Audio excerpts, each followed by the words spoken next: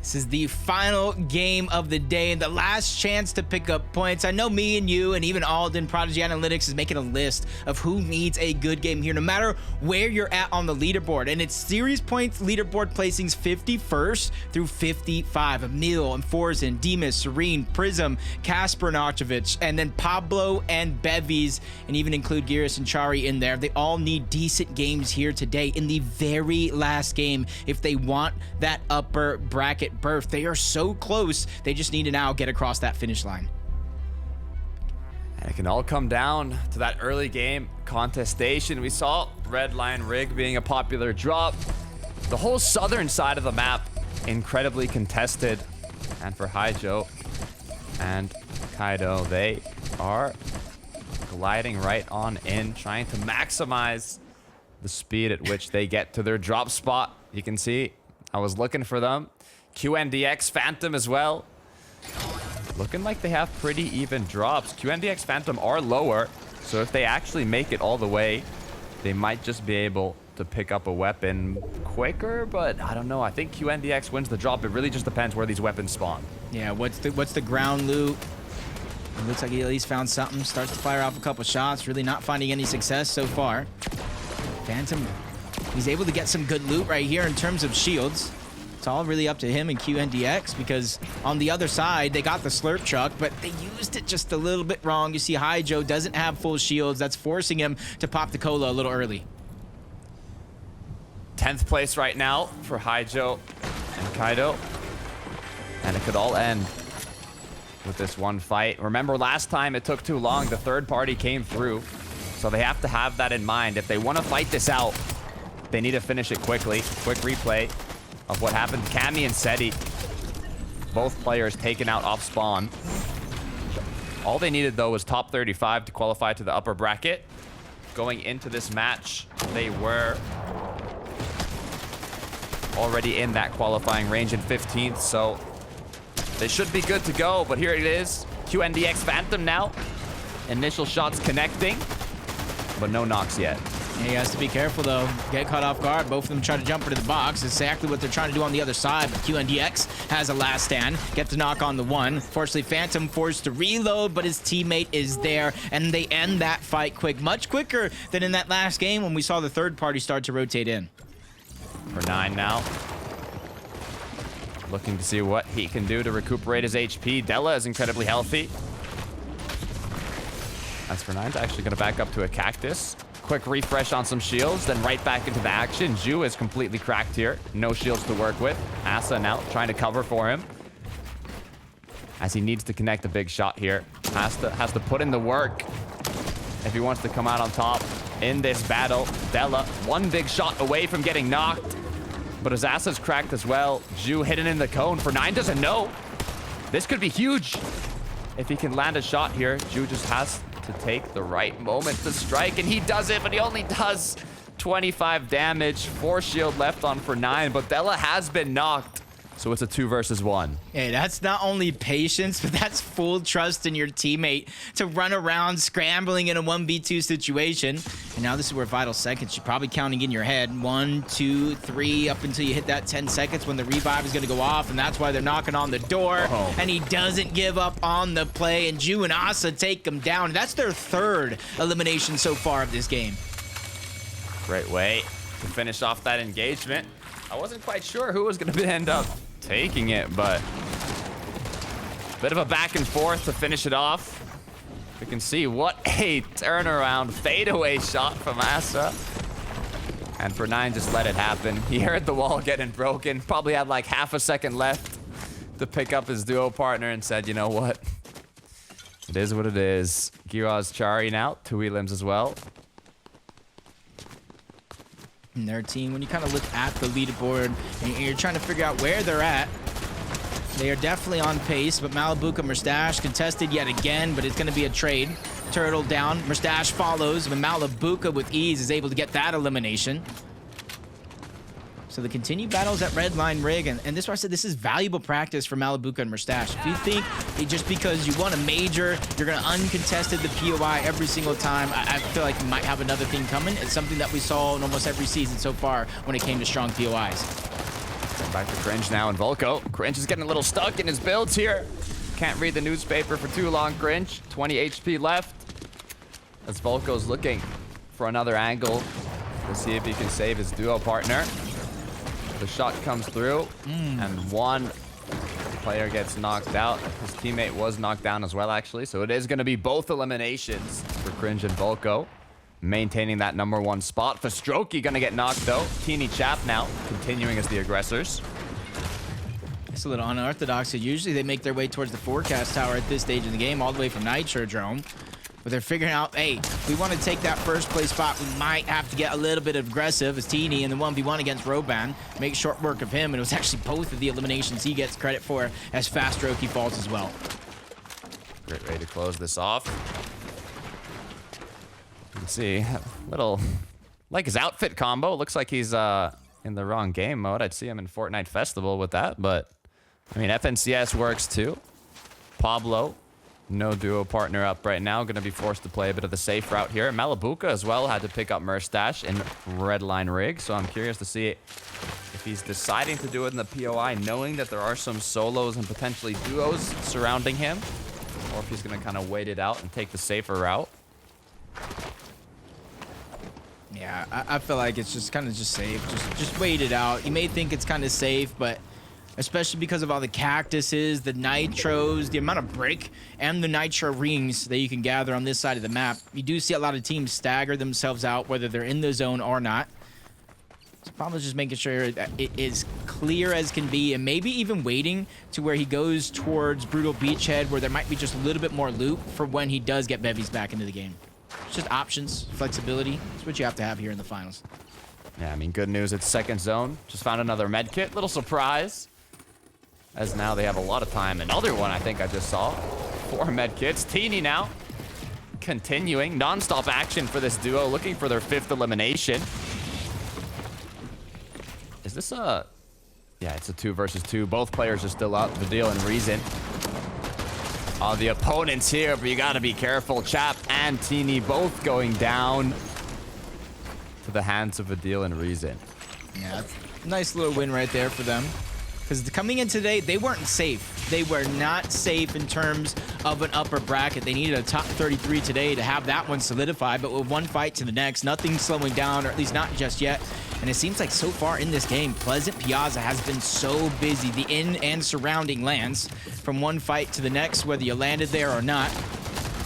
That's Kavi and Yosei that all the way from Brutal Beachhead are now finding their way trying to fight. Might be low on Surge, especially with a lot of the disengages that have went on at that POI. Trying to think what Reason's trying to do here. They're going to go group up now, lower on the build fight here. Meanwhile, Skavi is trying to kind of secure the elevated position, but is it really worth it? As it's kind of just a ticking clock right now, and they're not gaining too much from sitting up there. As they quickly realize, okay, let's do something a bit more efficient here.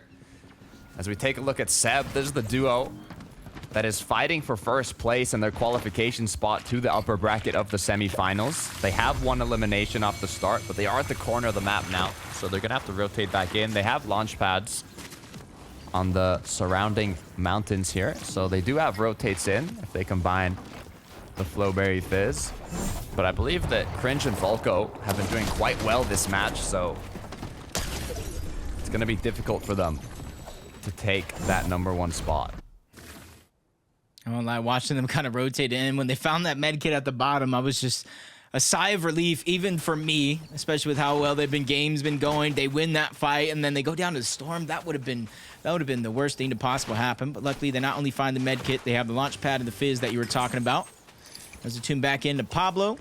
More than enough med kits. He does have the Cola, which he's going to use rather quickly because he'd rather have the Flowberry Fizz. There's a huge strength to that once he gets his teammate back. He's trying to shield them both. So he's just right now playing patient, not trying to make any big risky moves, at least not until he gets his teammate back.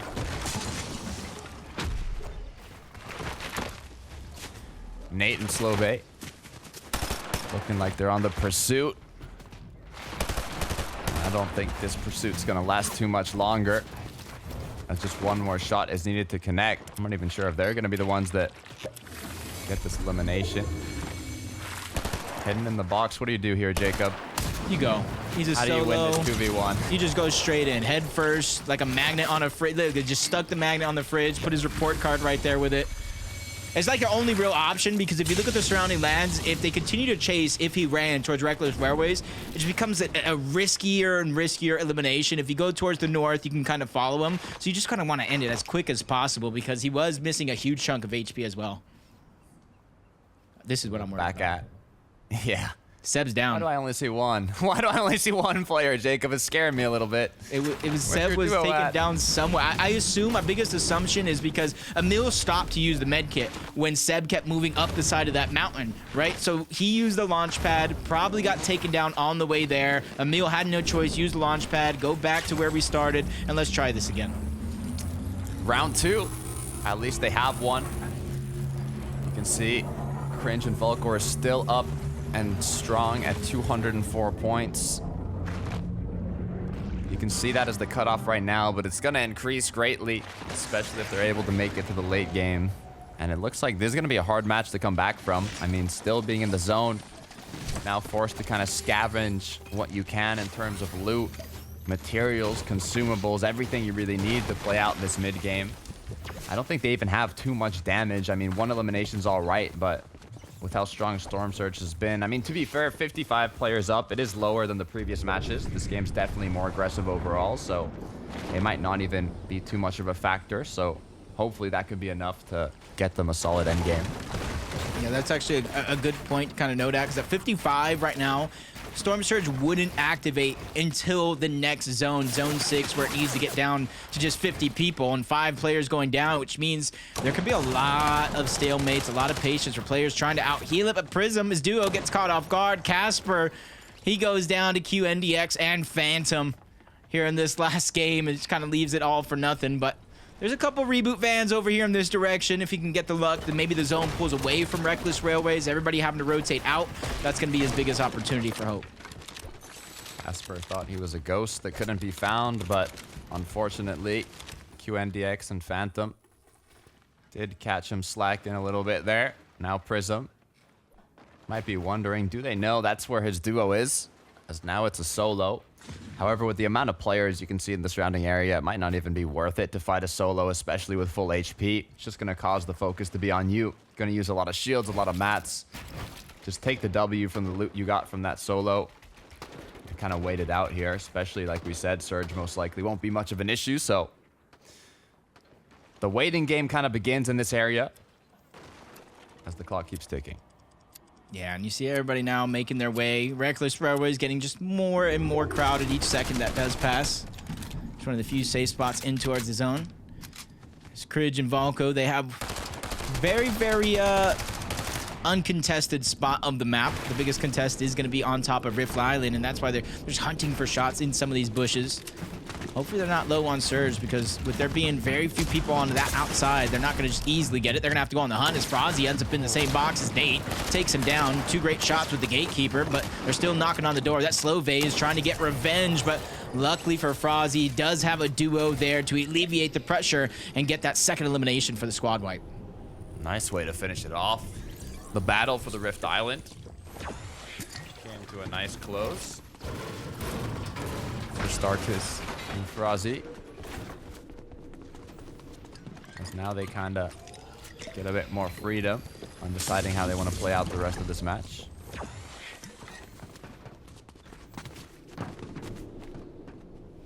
This is where it does get a little tricky. You got everything you came for on top of Rift Island.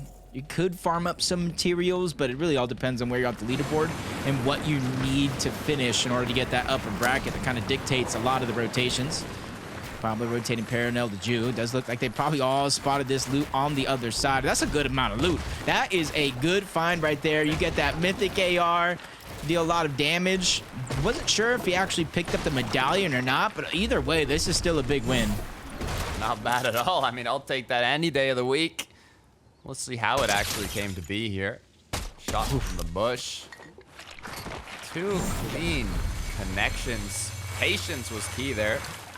Not panicking and just taking some nicely calculated shots. And just like that, Pablo's going to be semi-back. He has to find a way to bring his duo into the game. But with Ju close by, it's going to be hard to use the reboot van. Good news is 3 med kits. So he can play the Storm a little bit if he finds the opportunity. Yeah, we were kind of hinting at Storm Surge. You know, at one point there was 55 alive, only 5 needed to go down. Now it's about 51. This lobby continued to thin out just a little bit early in 1v1. Pablo versus Ju. Nice shot to be fired, but he gets dropped right back into the box. He's hot on the heels. Doesn't want to let this one go to waste. And Ju is still figuring out a way to find some elevation, create some distance. Shots coming in now from the distance. Another one gonna be landed by Pablo. I'm surprised he didn't get the elimination, but just 1 HP. Ju is literally surviving on a thread right now. Luckily for him, he is able to pop the cola, get some of the HP back up along with that shields. He has to still be careful. Even though they're not far from the zone, they are gonna have to rotate in that direction. That's so unfortunate for Pablo. He was just a sliver of HP away from getting that elimination, and now Ju is all the way back up to almost full HP and shield.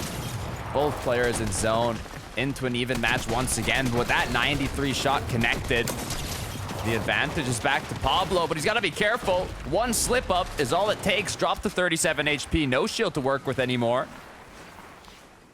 As he has to choose, does he play slow? Ju has 1 bandage left, and I think he's going to have to play aggressive.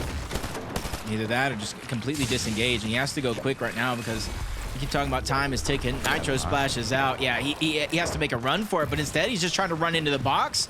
He doesn't want to run away because he knows zone after zone, he's going to be on the run every single second of the rest of this game. And finally, time runs out. Ju goes down, and Pablo's going to be able to get that, and he gets the medallion along with it. We saw him grab the Mythic AR at first, and now he gets the whole package. Yeah, I don't think he even had maybe he had time to make it to zone, but it was cutting it close, to be fair. Swizzy Vanyak. Wow, look at that loadout. Shields, HP, loot, everything you need to close it out. Even the champion, the Axe of Champions, getting put to good use. I'm excited to see how this one closes out. Another sky base, potentially. Could we see it happen? Ming was talking about it. Said they should build it out of metal. I don't know. I kind of like the wooden sky bases. It worked out somehow. Just need to figure out where Malibu and Mustache got all the mats in that one game, and then that's what you use to build your sky base. They already were halfway there as a far pull comes in away from Rift Island yet again towards the south. Everybody that thought they had that safety of the north is going to have to go on foot. And it's Emil and Seb, 392 damage above the threshold. Very little contestation on their way to zone. It's where they get towards that edge is where they're going to start finding a little bit of players boxed up, trying to gatekeep their way out. But still, they find that positioning with ease, or at least in this zone. A lot of duos close by. Looks like they're back in the game. They had a bit of a rough start. Forced to kind of crawl into zone. But it looks like Seb and his duo partner have made it. So they're looking healthy once again, and they need to think of a way to close this out in first place. I'm thinking maybe it really just depends on how good Volko and Cringe end up doing in this match. Pablo left as a solo, though. 824 damage above. The aggression might have just paid off, but the journey's just beginning. Yeah, it's just unfortunate that he gets another far pull here in this lobby. So all that great positioning he's been doing as a solo is really going to be contested here yet again. That's Blurfire, Braxel right above. And as soon as they spot him out as a solo, it's going to get tough. So I almost feel like Pablo is now just stuck, waiting at the mercy of that team above him. They have to rotate first. That's when he's going to feel a little bit comfortable. Otherwise, it's going to be a risk. Because look, there's nobody. There's nobody in the minimap. So this would have been a fully isolated 2v1. The distance they have to go as well to make it the zone. Good news is there's so much kind of buildings and environmental coverage you can use that I don't think it's going to be too difficult to actually make it into zone without losing too much shield. Yeah, there's really directed here. Nobody in his path. And the few people that are do seem like they're a little distracted. Spotting around the lobby. Maybe there's some covers in their line of paths. So Pablo, once again, gets blessed with an easy rotation. But that just goes to show that you don't always have to be quick. You don't always have to be the fastest. Because right there, he was just patient. He waited until the last moment, and then he went. We can see there. Volko, Cringe are right beside Seb. Both the first and second teams of the day could potentially go head to head. But you know they're going to want to play safe here. They have enough damage. They have enough loot. It's time to just outlive your opponents. Heroes Chari, though, they might need a bit of damage, and they're aggressing on the current #1 duo. Yeah, this could be their tournament on the line. They started in 27th place. They needed at least a 25th for Garrison Chari. And going down to Storm Surge, you don't want to have happen in that situation. You want to at least say you went down fighting every step of the way. And what a way to find that elimination. They break into the box. They're able to get a knock, but the result is still the same. But no, Kenty and Rormic, they sneak away the elimination. And depending where Gearys and Chari have ended, because they did get some placement points, they might be stuck at the lower bracket. For them, they just gotta watch and wait. What have they done? Could this be the opportunity, the opening for Seb and Emil to close this match out? First place is what they need to qualify to the upper bracket. Second place won't even do it for them. They need to finish first.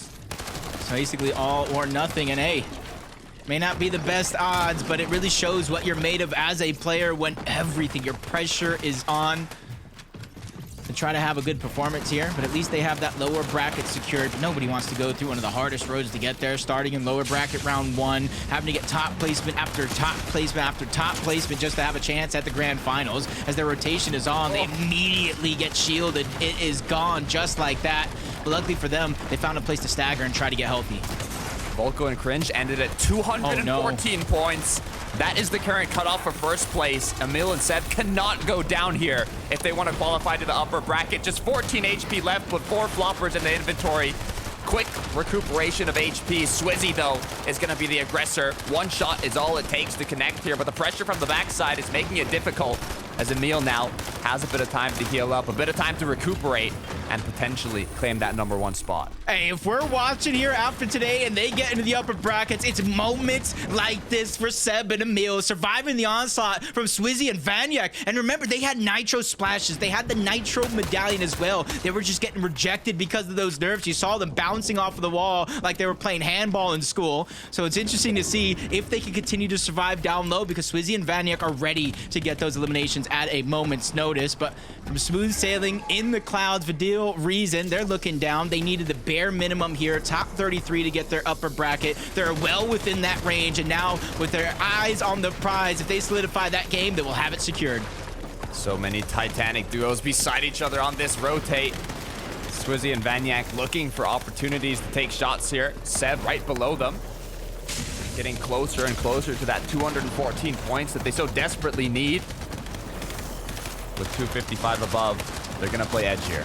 Yeah, it's really almost anybody's game that's kind of inside of that top 5, top 10 situation. Seb and Emil, they don't need this to have just a good day. They need this for the upper bracket. There's 306 above the damage threshold, but their materials, their lack of resources and heals, that is what scares me the most. A refresh is what they so desperately need right now, but Swizzy and Vanyak might be the duo going for one. It's Podesai that's on the receiving end. Nitro right into the box, unable to connect the shot yet, though, as it gets more and more risky. Swizzy's been cracked, just 71 HP to work with, but he has the heals to recuperate it. Yeah, a bit off just a little bit more than he can chew, going for that last elimination, but Emil is down, Seb by himself, and he is almost 20 points shy of getting that first place, in which he needs so much. Nitro splash being popped, no build, but he re-finds his old home. On the other side, he sees somebody right now trying to heal. He gets the edit. First shot's gonna get fired, unable to get the elimination. That would have been a big elimination and refresh for Seb to stay alive. A refresh is crucial here. He needs that impact elimination. There's no other option to get 214 points. But with so many duos and shots coming from every angle possible, he's not getting a lot of openings, not a lot of opportunities. But how is Seb still up? 202. So close, but so far. Seb goes down at 206 points, and the game continues. Yeah, the only can save him now is the implications of the rest of the leaderboard. Who places above, who places below is Chicho. He's trying to go all the way down low in the mud. He knows without the materials to hold on, if anybody breaks in the box, this is going to be his safest bet, especially now that he has the big pop popped off. That gives him much more of a fighting chance as Podesai goes down. They get down in top 11, though. I'm not sure if their placement points will hold. They have to hold on. They need 11 to qualify to the upper bracket, but Chicho goes down. Fadil and Reason now, a duo in the low ground, looking strong. If they can continue to play this out, the high ground team is also looking healthy, but they have to take out the solos. They need a top 33, and they've done more than just that. They have their upper bracket spot secured, but now it's about making a statement as they take down Blurfire, send him back to the lobby. Not really able to grab the loot, though, at the zone. Now pulls back. We've been waiting for this. Thomas HD and Queasy, they've had a rough start to today's qualifier, but if they're able to finish strong, it could be more than enough to bump them up the leaderboard. It looks like they should be able to make their upper bracket here, but Fadil and Reason are still popping off on low. Yeah, no one could really take them out. No one could really fight hand in hand against them. Thomas, Queasy, they don't want to do it either. They set their eyes above. Better late than never to go for the high ground, but the gentle mates are not going to back down, and they're not going to be gentle. Down goes Thomas. Queasy, Timber, everything comes crashing down momentarily before he gets that elimination and goes down himself. Phantom now looking to battle height, but he's quickly going to run out of materials. Medkit going to be popped. He has 3, but he's forced to cancel it as the pressure from above is too much. Now, looking back in zone, how many medkits can you pick up here? It's 5 medkits. Will the heal off be enough? They have more than enough on the high ground. You see them passing around extras, but the medkit goes low. Somebody else can try to scrape that away. His Reason, Fadil, they're still fighting for whatever they can. They have no HP, so they have to follow the zone. It's not necessarily in their hands, especially with just a sliver of HP. They have seconds when the zone closes to try to make a play, but it's going to be a trade. Now Fadil by himself, and Frozzy, he saw the medkits. We know he had more than enough. A big clutch when it matters most with 9 eliminations.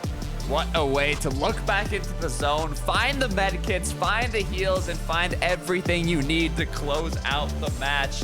They were in 11th place going into this final game of the day, and Frozzy and Starkist finish it off strong with not only a victory royale, but with a good amount of eliminations as well. Yeah, it's just now it just really comes down to mathematics, the calculations. Did those players going into the game 5 that were inside of the bubble hold on to their spot? Did anybody that had that final chance? I know I listed about 5 names to start the game of who really could make this game count. And these are the moments that really matter most. These guys went from high ground to low ground, all around, grabbing all the med kits, and even really to fight the disruption. And it comes down to a heal off. A heal off at the very end. That is what you call almost a photo finish. I couldn't ask for a better way to finish it off. You said it yourself. I'm trying to do the math in my head right now. I'm okay. Podosai needs a top 11. 70 to first place. There was so many duos that were just fighting their way to the upper bracket. And the only way to figure out the way on if they've qualified or not is checking out that leaderboard. So let's head right on over to the desk. Frankie, 11, Mini, tell me what you guys are cooking.